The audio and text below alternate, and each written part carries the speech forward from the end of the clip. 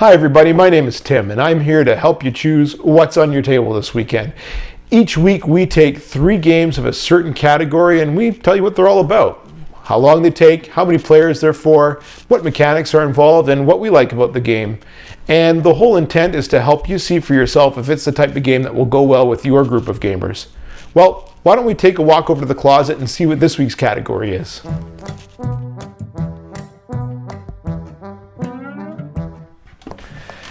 Well, anybody that I've ever had the opportunity to game with knows that worker placement may well be my personal favorite game mechanic. So this week, we're going to show you 3 worker placement games that have been really well received at our table.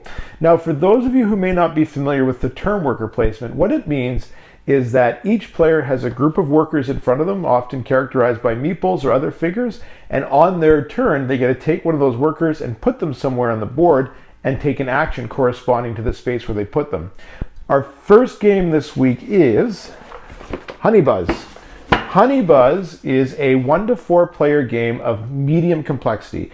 The box says it takes about 45 to 90 minutes. Now, we've only had the opportunity to try this game at a 2-player count, and we're finding it's taking us about 50 minutes to play. It's tough for us to know what adding players to the game does to the time, so I apologize for that. But I do know that if it's your first time playing, you should probably add about 10 minutes to your playtime.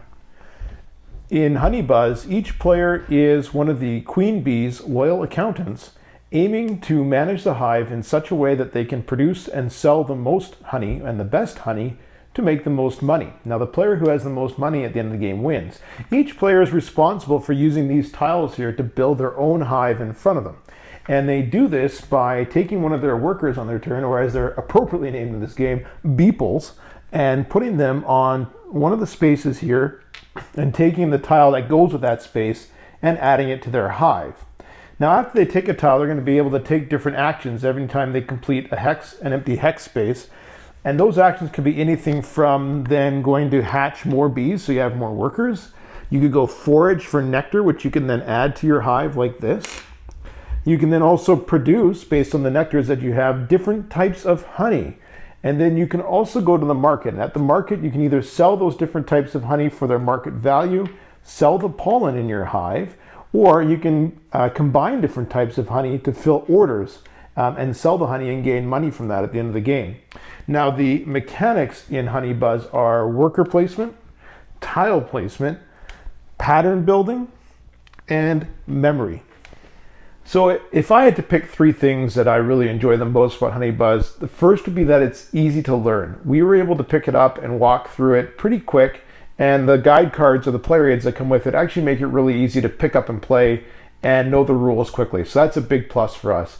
Another thing that we like is that it's stunning. I mean, look at the art here. And if you get the Kickstarter edition, all the pieces are like wonderfully thematic and they go with the game really well. A lot of attention to detail was put into this game and the game pieces.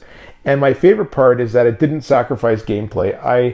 A pet peeve of mine is when somebody makes a game that is just so stunning or has lots of minis, but the gameplay doesn't match it. Gameplay is the first thing for me that's important. And in this one, they've been able to have great gameplay while having stunning components and beautiful artwork. The last reason why we really like this is that Mrs. Meeple's family is actually in the bee farming industry. So for us, this is topical, and she loves bees and she loves honey. So this was actually the perfect Christmas gift for her this year.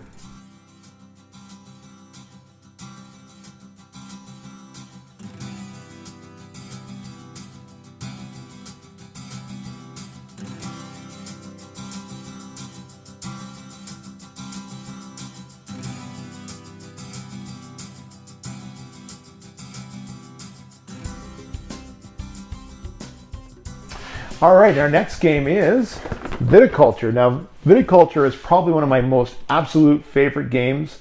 It's a 2 to 6 player game.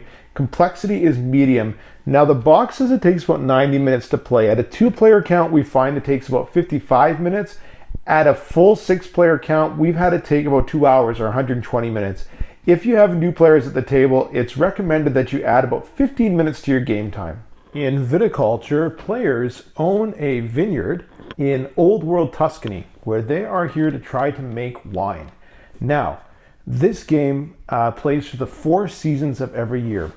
In spring, you're going to decide when to wake your workers up. If you wake them up earlier, then they're going to obviously get to go first. But if you wake them up later and you let them sleep in, you're going to get different bonuses. In the summer phase, you're going to place your workers to do things such as attract summer visitors, draw some vine cards that you can then plant in your fields. You can give a tour to gain money. You can build structures that are going to let you do more things on your own vineyard property. Or you can sell some of the fields to make money, sell them out to other people and lease them. In the fall time, you're going to draw one of these visitor cards. But in the winter, you're either going to harvest your fields, so that way you can put grapes on your crush pad, or you're going to take those grapes and make them into wine and put them in your cellar. You're going to play a winter visitor card. You can train more workers for the next year. You can draw some wine order cards, or you can fill those wine order cards with wines in your cellar to then gain points. The game ends after somebody has 20 points. And the mechanics in this game are worker placement, progressive turn order, income, and hand management. 3 favorite things about viticulture. The first one is the variable start order, or the turn order at the beginning of each year. When you pick your spot and you get a bonus, it really makes for some interesting decisions, especially late in the game, to see how people either position themselves or gather bonuses. I really enjoy that. The second thing that I really enjoy is how it can get crowded. As people start planning to do similar things at the end of the game, you have to really plan things out, and it can get crowded on those spots, and it makes for an interesting finish, especially when it's close, just to see who gets which spot they need for their workers before the game ends. Now, there is the Tuscany expansion for this game, and it does address some of those issues, because that's one thing that some people actually don't like about the game, and it makes it less crowded. I actually really enjoyed the original with the crowding, and I enjoy the planning and the decision making that involves as well.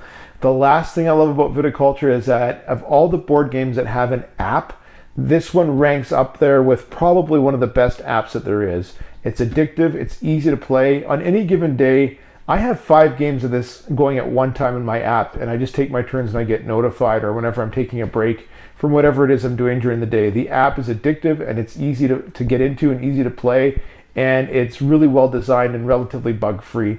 Viticulture to me is a must-have in any gamer's household.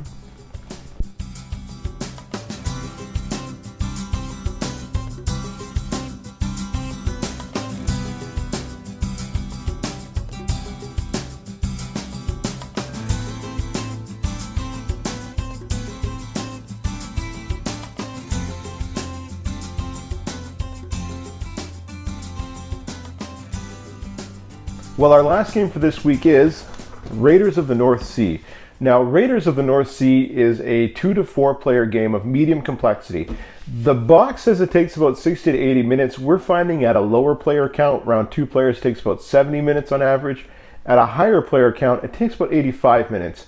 We've also found that if you have new players to the game at the table, that you should add about 10 minutes to your budgeted time. In Raiders of the North Sea, players are captaining a crew of Vikings who live in this town area here, looking to cross the North Sea to raid a whole bunch of these settlements of their plunder. You can raid those settlements of their gold, their iron, or their livestock, but you must be careful, because if you raid one of these spots with one of these little guys here, the Valkyrie, they make you sacrifice one of your crew members to Valhalla, and they'll be dead. And away they go.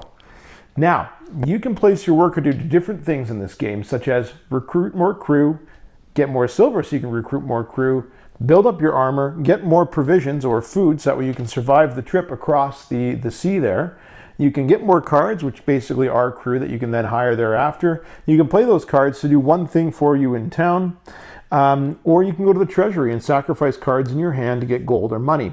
Lastly, you can go to the longhouse, sacrifice some livestock to get more provisions, or you can make an offering of plunder to the elder and get points at the end of the game for doing so. So for this one, it's sacrifice a gold and a livestock to the elder and get those points at the end of the game. Whoever has the most points at the end of the game from all of their raiding wins.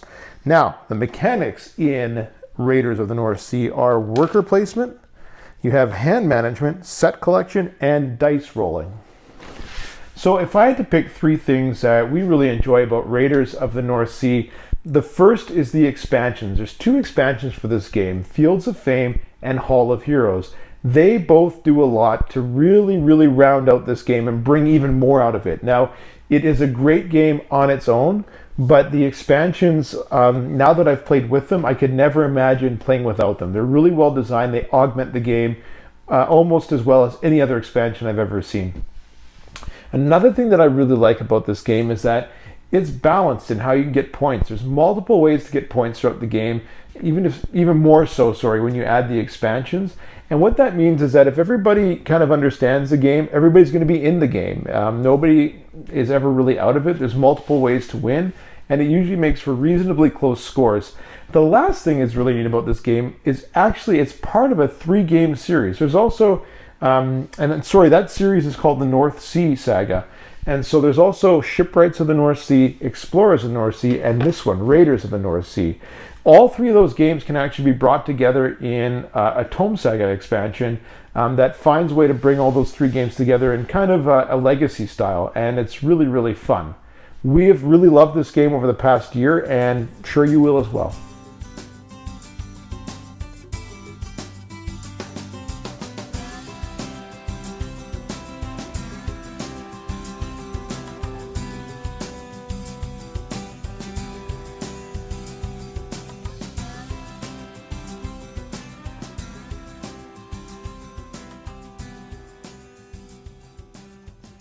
Well, that wraps it up for another week here on What's on Your Table this weekend. You know, I sure hope that you enjoyed hearing about these worker placement games as much as I enjoyed telling you about them. You know, if you like this video and you want to see more like it, why don't you go ahead and hit subscribe below, or you can hit that little bell as well so that you get notified every time we have a new episode or a new video from the Unplugged Game Studio. Or why don't you take to the comments and let us know if you've ever played these games, or even better, what's on your table this weekend.